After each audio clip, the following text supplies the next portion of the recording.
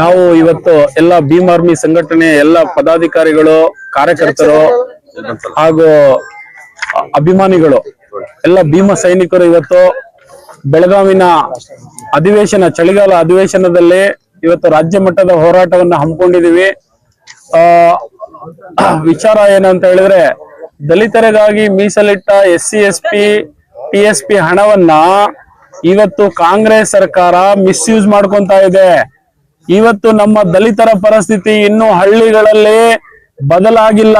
ನಮ್ಮ ಹಳ್ಳಿಗಳಲ್ಲಿ ಇನ್ನೂ ನಮ್ಮ ಜನಗಳ ಪರಿಸ್ಥಿತಿ ಹೇಗಿದೆ ಅಂತ ಹೇಳಿದ್ರೆ, ನಮ್ಮ ದಲಿತರು ಸತ್ರೆ ಸ್ವಂತವಾದ ಒಂದು 3ಕ್ಕೆ 6 ಗೇಣಿನ ಒಂದು ಜಮೀನಿಲ್ಲ, ನಮ್ಗೆ ಸ್ವಂತ ಭೂಮಿ ಇಲ್ಲ. ಸತ್ರೆ ನಮ್ಮ ಜನಗಳನ್ನ ಶವ ಸಂಸ್ಕಾರ ಮಾಡಕ್ಕೆ ನಾವು ಸ್ಮಶಾನಗಳಲ್ಲಿ ಹೋಗಿ ಶವ ಸಂಸ್ಕಾರ ಮಾಡುವ ಪರಿಸ್ಥಿತಿ ಇನ್ನೂ ಇದೆ, ನಮ್ಗೆ ಜೀವಂತವಾಗಿದೆ. ಆದ್ದರಿಂದ ನಾವು ಸರ್ಕಾರಕ್ಕೆ ಕೇಳೋದೇನಪ್ಪಾ ಅಂತ ಹೇಳಿದ್ರೆ, ನಮಗಾಗಿ ಮೀಸಲಿಟ್ಟ 42,000 ಕೋಟಿ, ವರ್ಷಕ್ಕೆ 42,000 ಕೋಟಿ ಇದೆ.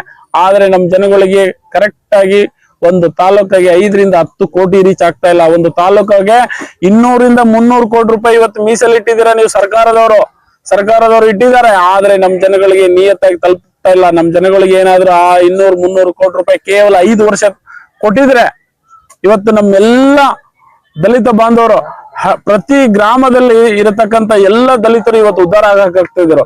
ಆದ್ರೆ ನೀವು ಮೋಸ ಮಾಡ್ತಾ ಇದೀರಿ. ಸರ್ಕಾರ ನಮ್ಮ ದುಡ್ಡನ್ನ ನೀವು ವಿವಿಧ ರೀತಿಯಲ್ಲಿ ಈಗ ಗ್ಯಾರಂಟಿಗಳು ಬಳಸ್ಕೊಂತ ಇದ್ರೆ. ಇದಕ್ಕಿಂತ ಮುಂಚೆ MG ರೋಡ್ ಅಲ್ಲಿ ರೋಡ್ ಮಾಡಕ್ಕೆ, ಅಲ್ಲಿ ಟೈಲ್ಸ್ ಮಾಡಕ್ಕೆ ನಿಮ್ಗೆ ಬೇಕಾದಂತಲ್ಲೆಲ್ಲ ಯೂಸ್ ಮಾಡ್ಕೊಂಡಿದ್ದೀರಿ ನೀವು.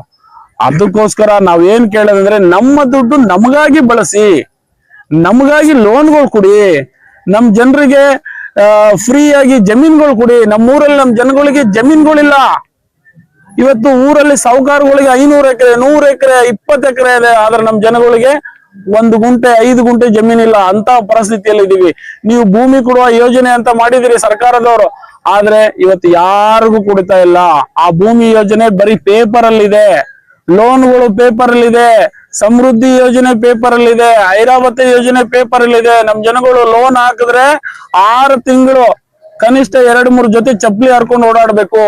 ಆ ಲೋನ್ ತಗೊಳಕ್ಕೆ 1 ರಿಂದ 2 ಲಕ್ಷ ರೂಪಾಯಿ ಬರೀ ಲಂಚ ಕೊಡ್ಬೇಕಾಗಿದೆ. ಮತ್ತೆ ಲಂಚ ಕೊಟ್ಟು ಬೆಂಗಳೂರು ಓಡಾಡ್ಬೇಕು, ಜಿಲ್ಲಾ ಆಫೀಸ್ಗೆ ಓಡಾಡ್ಬೇಕು, ತಾಲೂಕು ಆಫೀಸ್ಗೆ ಓಡಾಡ್ಬೇಕು, ಅವ್ರ ಜೀವನ ಕಟ್ಕೋಬೇಕು. ಹೇಗಾಗುತ್ತೆ? ಈ ಸರ್ಕಾರದವರು ನೀವು ಮಾಡಿರ್ತಕ್ಕಂಥ ಸ್ಕೀಮ್ಗಳು ಇವತ್ತು ಕೇವಲ ಪೇಪರ್ ಅಲ್ಲಿ ಉಳಿದಿದ್ದಾವೆ.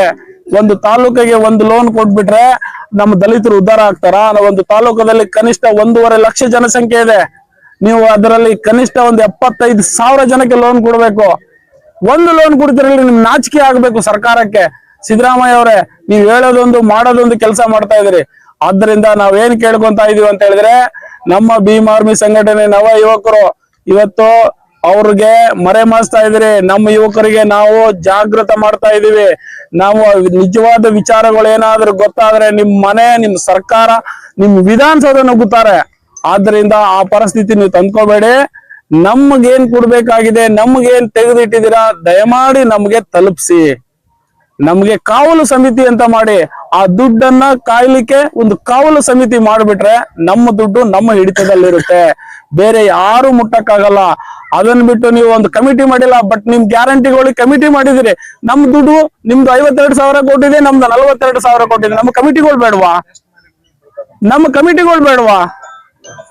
ನಿಮ್ಮ ಮಾತ್ರ ಕಮಿಟಿಗಳಿದಾವೆ, ನಮ್ಗಳಿಗೆ ಕಮಿಟಿಗಳಿಲ್ವಾ? ನಮ್ಗಳು ದುಡ್ಡೇನ್ ಬಿಟ್ಟಿಗೆ ಬಂದಿದೀಯಾ?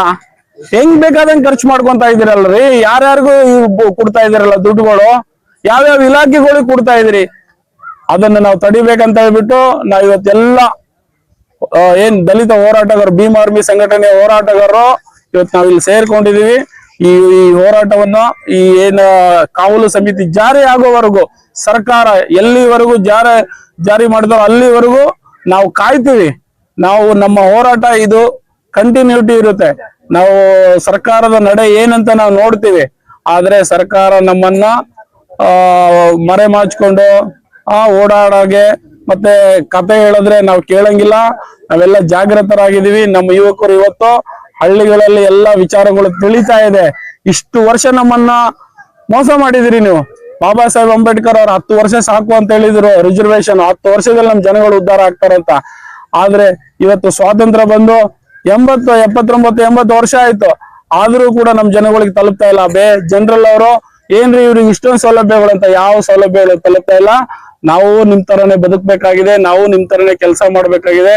ಏನೋ ಅಲ್ಪ ಸ್ವಲ್ಪ ಶಿಕ್ಷಣದಲ್ಲಿ ಒಂದಿಷ್ಟು ಹಾಸ್ಟೆಲ್ ಫೀಸ್ ವಿಚಾರ ಬಿಟ್ರೆ ಬೇರೆ ಯಾವ ಸೌಲಭ್ಯಗಳು ಸಿಗ್ತಾ ಇಲ್ಲ. ಇದೆಲ್ಲ ಸರ್ಕಾರ ಸುಳ್ಳು ಸರ್ಕಾರ. ದಯಮಾಡಿ ಸಿದ್ದರಾಮಯ್ಯ ಅವರೇ, ನೀವೇನಾದ್ರೂ ಕೇಳೋದಾಗಿದ್ರೆ, ನಿಮ್ಗೆ ಮಾನ ಮರ್ಯಾದೆ ಅನ್ನೋದು ಇದ್ದಿದ್ರೆ ದಯಮಾಡಿ ನಮ್ಮ ಏನ್ ಹಕ್ಕಿದೆ ನಮ್ಗೆ ಕೊಡ್ಬೇಕಂತ ಈ ಮೂಲಕ ಮಾಧ್ಯಮದ ಮೂಲಕ ತಮ್ಮಲ್ಲಿ ಮನವಿ ಮಾಡ್ಕೊಂತ ಇದ್ದೀವಿ.